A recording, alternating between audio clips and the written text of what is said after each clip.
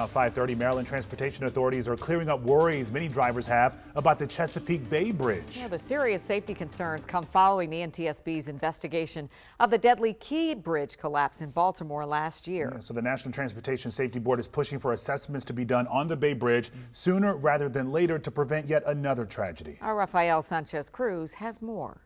So let's be clear, the NTSB says that this recent report doesn't mean that the Bay Bridge and the 67 other bridges they want assessed aren't safe. Now, is there a high risk that the Bay Bridge could collapse from a vessel collision?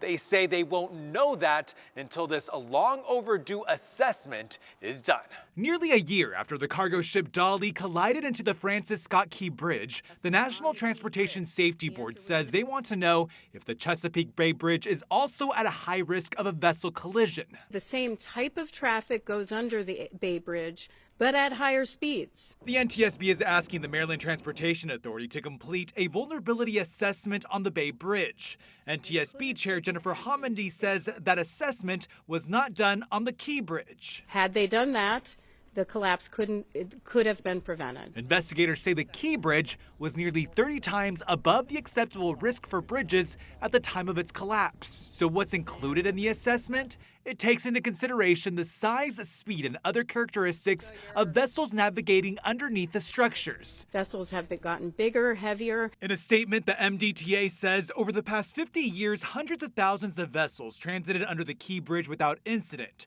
The Key Bridge, like other bridges in America, was approved and permitted by the federal government and in compliance with those permits. As for the Bay Bridge, the State Transportation Authority says Maryland has spent more than $175 million on safety and security alone. A 2023 safety inspection report of the Bay Bridge says the bridge is structurally in pretty good condition according to the analysis of this engineer. The 50-year-old one is in moderate to good condition.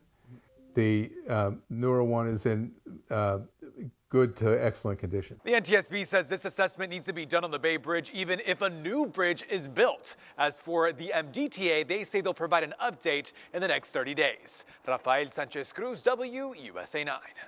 President Trump